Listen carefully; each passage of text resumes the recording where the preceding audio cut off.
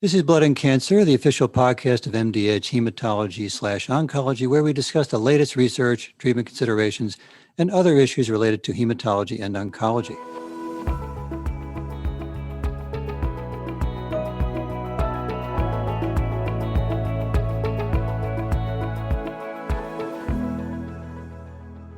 Welcome to this podcast. I'm your host, Dr. David Henry. You're listening to Blood and Cancer. I'm really pleased this week to be interviewing Dr. Michael Weiner, who is Hedinger Professor of Pediatrics at Columbia University Medical Center in New York.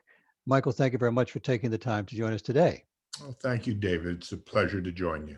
So you do what I've often said to trainees I couldn't possibly do. You're a pediatric oncologist. So I'm an adult hematologist oncologist, and my heart would just break too many times to do what you do. It takes a special kind of person. And I know we're going to be talking about how you came to do that. And then we're also going to talk, I think our listeners will find most interesting, you've written a book which will tell where we're going, entitled Living Cancer, Stories of an Oncologist, Father, Survivor. So having to do with you as an oncologist, you as a patient, and you as a father of a daughter patient. So maybe beginning, tell us how you became to be not only a pediatrician, but this rare subspecialty of pediatric oncology. My history of as a pediatric oncologist dates to medical school. I went to the Upstate Medical Center in Syracuse, New York, and I took an elective as a fourth-year student in medical oncology. At that time, it's the early 70s, and the field of pediatric oncology was just beginning to become one that was attracting subspecialists to it. And I worked with several adult oncologists, and I remember to this day Arlen Gottlieb, who was my mentor at the time, introducing himself to a young family whose 5 or 6 year old daughter had just been diagnosed with acute lymphoblastic leukemia, and he's told them this is tantamount to a death sentence. And I'm thinking to myself, my goodness, how could this possibly be, this beautiful child? In those days, in the early 70s, the prognosis was not very good. Certainly, no more than 10 or 15% of children survived. And I was intrigued by the field of oncology, and I thought that being a pediatric oncologist might be an opportunity. I enjoyed taking care of children. I enjoyed the discipline of oncology, so it seemed like a natural path forward for me. And I honestly never thought about anything else. I did my residency at Einstein Montefiore, my postgraduate training as fellow at Hopkins, and began a career as an oncologist in the mid-1970s. And I honestly can say I've enjoyed every day. Well, I feel the same way as an adult hematologist oncologist, but I'm embarrassed to say that clinical trials in progress comes a little slower in my field in terms of research. And you, pediatric hematology oncologists, put almost 100% on clinical trial. Yes, is that still true? I think that is true, and it primarily dates back to the formation of cooperative groups. Initially, there were, I think, 4 or 5. There was the Pediatric Oncology Group, the Children's Cancer Group, the National Wilms Tumor. I think there was a rhabdomyosarcoma group, and these merged probably in the early to mid 90s, whereas today we have one group called the Children's Oncology Group. And I would say that there are 225, 250 members, United States, Canada, Australia, and virtually every institution that cares for children with cancer today is a member. So, and our enrollment on clinical trials is extraordinary. And I think virtually all of us are committed to putting patients on studies. I find that so interesting. We try in our adult world to talk and offer a clinical trial, and there's often pushback, or it's not quite in it enough for the patient. Oh, I don't want the placebo. That's too experimental. Is the uptake that hard or easy when you talk with the parents?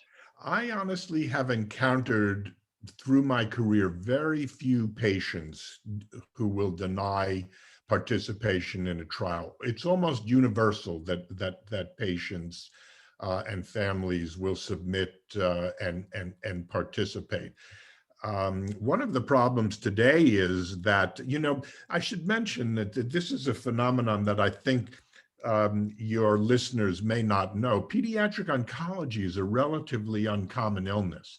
There's only 15,000 cases throughout the United States of pediatric cancer diagnosed each year. And when Yeah, leukemia, acute lymphoblastic leukemia being the most common, there's only 2,500 cases a year diagnosed. That's a small number. very small. When Yeah. you consider the number of adult patients with cancer, there's almost 50 to 60 adults for every child diagnosed in our country. So then let's fast forward. You choose wisely, you become a pediatric oncologist. And as I alluded to in the title of your book, life gets in the way. And I guess you're next in terms of diagnosis before we get to your family. You have a diagnosis of cancer yourself. I did. I was diagnosed. Today, honestly, this is 3 years this month that I have completed my treatment. I had felt a lymph node in my neck, and if a pediatric oncologist has developed a skill, it's to feel a lymph node in a Right. child.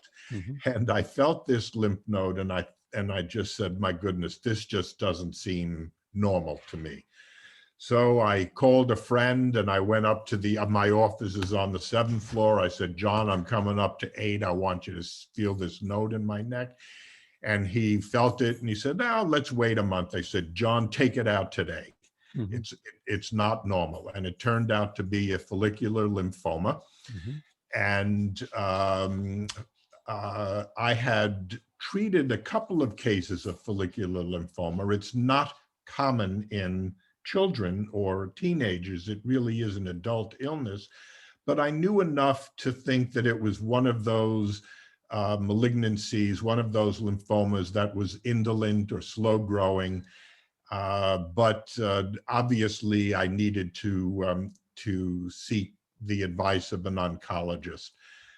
Being a physician and being in New York City for so many years, I had the opportunity to speak to colleagues not only at Columbia, but at Sloan Kettering and at New York Hospital, where I know someone who is a very, very capable person, John Leonard. I don't know if you know Dr. Hmm. Leonard. And I was quite surprised that I was hearing a very consistent message. And that was that follicular lymphoma is not curable, but people don't die from follicular lymphoma. And I said, I can't accept that. Hmm. I'm going to be cured. I don't want you to tell me that follicular lymphoma is something that is indolent and it's going to recur and we'll treat it again and we'll get it into remission and it'll come back and we'll treat it again. I said, that's a paradigm that I don't accept. So It's a very common response we get from our adult patients because it's why would I go around with cancer when you have 21st century therapy? yes, I felt the same. I said, look, I was given the opportunity of taking chemotherapy, immunotherapy, radiation, and I'll tell you, I had an experience. Columbia is my home, and it's been my home for 25, 30 years. So I was not going to go for therapy elsewhere, but I was able to find a physician who was willing to be my partner on this cancer journey. And we would sit down and we would discuss options. She participated in a call with Dr. Leonard, with a call with someone at Sloan Kettering, and we came to a decision, a meeting of the minds. And I went through treatment with rituximab. And after the rituximab, I had low dose involved field radiation. And I'm pleased to say that the treatment to date appears to have been successful. I should tell you, David, I was very reluctant to take the radiation, and I felt almost coerced. And I'm going to tell you why. Hodgkin's disease is an illness that I have spent a lot of time thinking about and treat many patients with Hodgkin's. And as you know, radiation for Hodgkin's disease often includes the thyroid gland. And I've had a number of children, teenagers, young adults who have received radiation and are cured of their Hodgkin's develop thyroid cancer. And wouldn't you know it, my treatment completed and I had scans done and I had a nodule in my thyroid gland. And I've been following it. It's under a centimeter in size. It's went from 6 millimeters to 8 millimeters. And, you know, where the physicians who care for patients with thyroid cancer will say, well, let's leave it alone and watch it until it becomes 10 millimeters. And that's what we're doing. Well, let me ask you then, so you were always a physician and then you became a patient. Yeah. So what was different? I've often said, I think all caregivers should be patients at some time because it gives you a totally different perspective on how we could, should, and maybe shouldn't manage a person when he or she's a patient.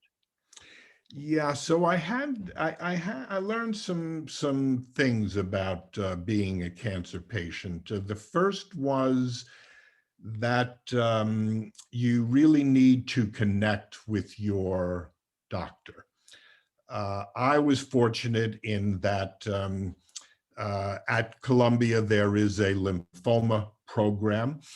I easily could have gone to the chief of the lymphoma program at Columbia, but chose not to because he was a fellow and who was busy, did a lot of traveling, and I just didn't feel that it was a good fit for me. So I chose a woman, physician named Jennifer Amangual, who was fantastic.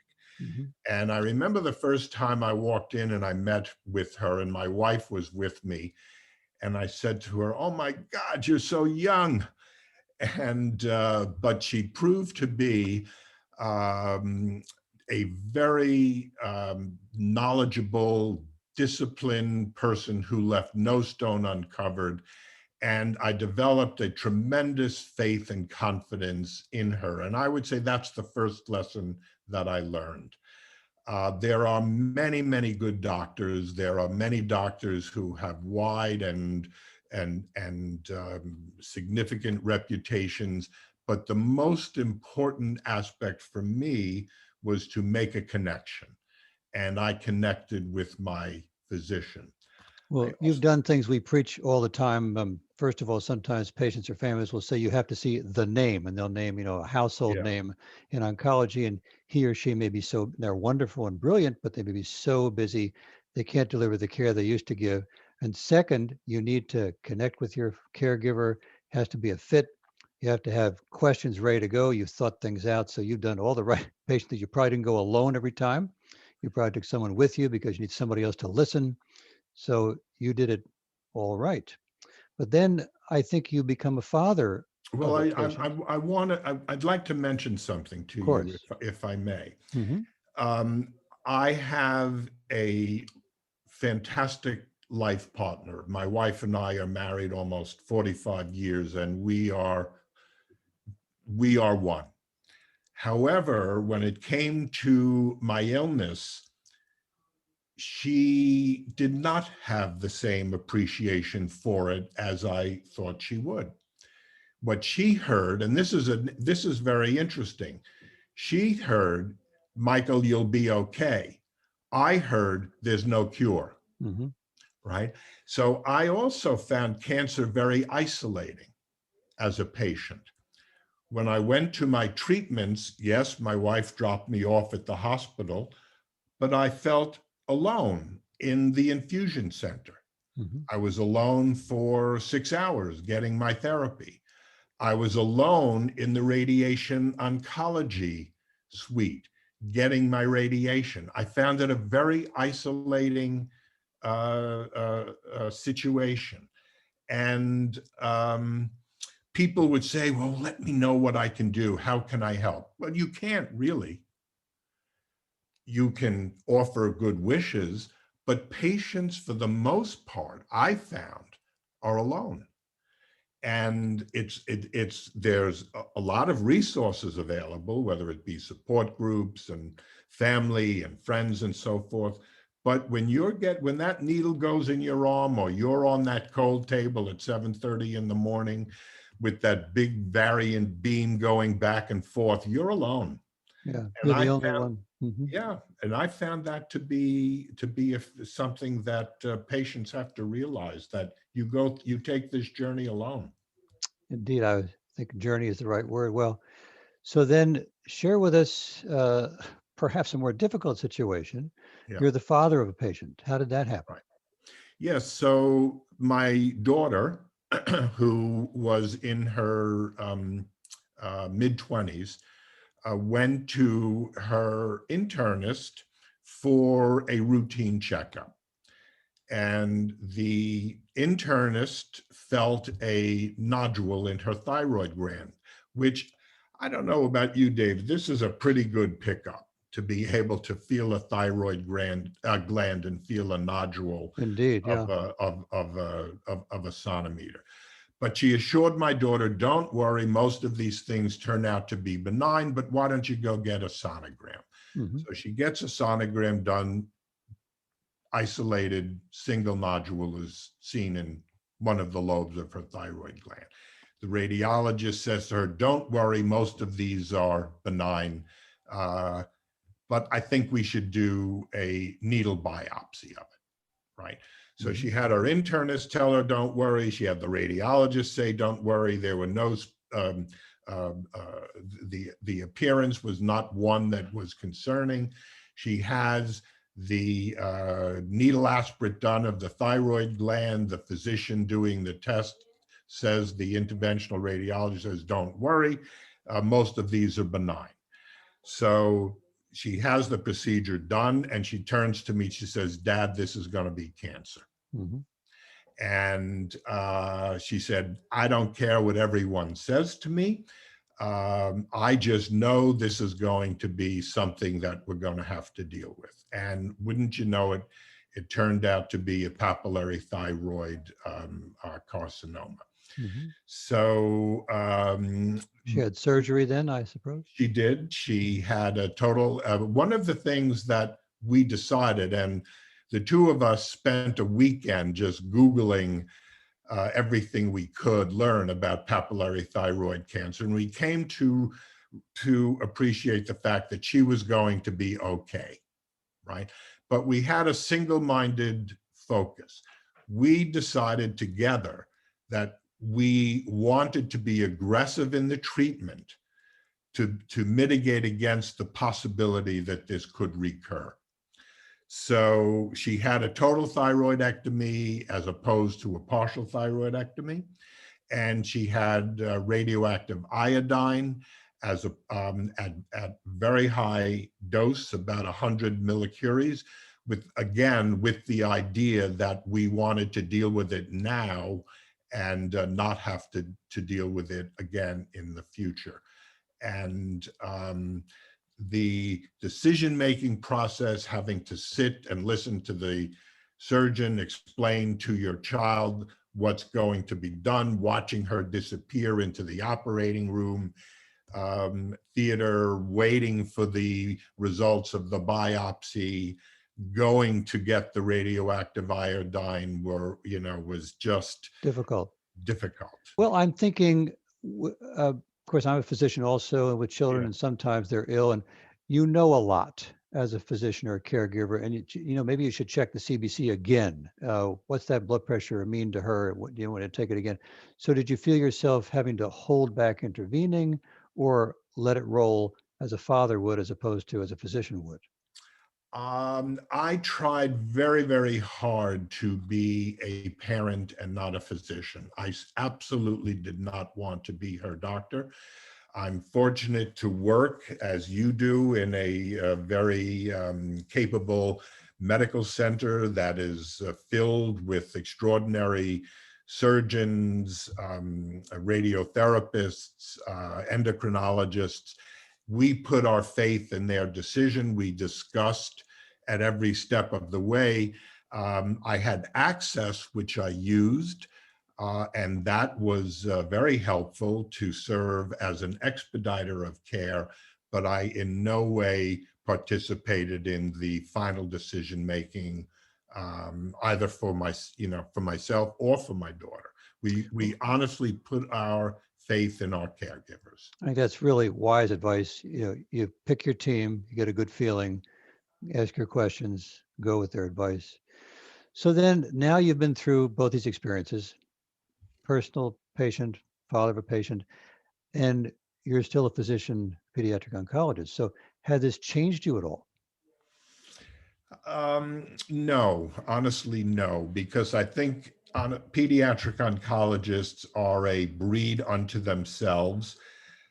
We are used to dealing with situations that are emotional, heart-wrenching, and it's part of the life that we choose. My career has taken a path and gravitated more towards the liquid tumors, Hodgkin's and non-Hodgkin's lymphoma and leukemia. And fortunately, those children and teenagers over the course of the last 2 decades or so have done exceedingly well. The cure rate for leukemia today, ALL, exceeds 90%. For Hodgkin's disease, it's quite similar. And most non-Hodgkin's lymphoma, the cure rate is very high also. I will say, however, that when I go on service and I would walk through our inpatient unit and I would see patients with brain tumors and metastatic bone tumors and neuroblastoma and things, other pediatric cancers, it astounds me that the progress in my field has not progressed for some of these malignancies the way that it has for the diseases that I'm involved with. Yeah. The same thing in the adult world. We have tremendous advances bench to bedside, I think, since the 21st century arrived, and almost too much technology. We have to check this and that biomarker. But then there's the glioblastomas, where we Yeah. still do very well. And so we have the same thing in the adult world. Well, I think you really shared every experience. I want to remind everybody, if you want to read about this experience, as I plan to do in Dr. Weiner's book, Living Cancer, Stories of an Oncologist, Father Survivor, it should be interesting reading. Any last words to share with our caregiving audience about you as father and doctor? Well, I'm just going to share in the last moment or so one other very recent experience. Cancer is pervasive, it's ubiquitous, it's hardly a family escapes untouched in a friend, family member, or whatever. And just recently, David, my daughter-in-law was diagnosed with breast cancer at 34 years of age. So I can't escape it. At work, in my own life, and now with my beautiful daughter-in-law, and I think she'll be cured, but I didn't realize breast cancer is quite a trip. It's, from chemo to surgery to hormone therapy to radiation. We've made tremendous advances, but I don't like cancer. So, what a wonderful postscript statement to end on. We don't like cancer, but we love taking care of these patients. Win or lose, I think we make a huge difference. Well, I thank you, Michael, so very much. Speaking with us today, Dr. Michael Weiner, Hedinger Professor of Pediatrics at Columbia University Medical Center in New York. You've been listening to Blood and Cancer. MDedge.com/hematology-oncology is our webpage where show notes from today's interview with bullet points and references will be available. And Michael, thank you again for taking the time to join us today. Blood and Cancer is produced by MDedge. Our editor is Jen Smith. All MDedge podcasts are produced by executive editor Kathy Scarbeck, and I'm your host, Dr. David Henry.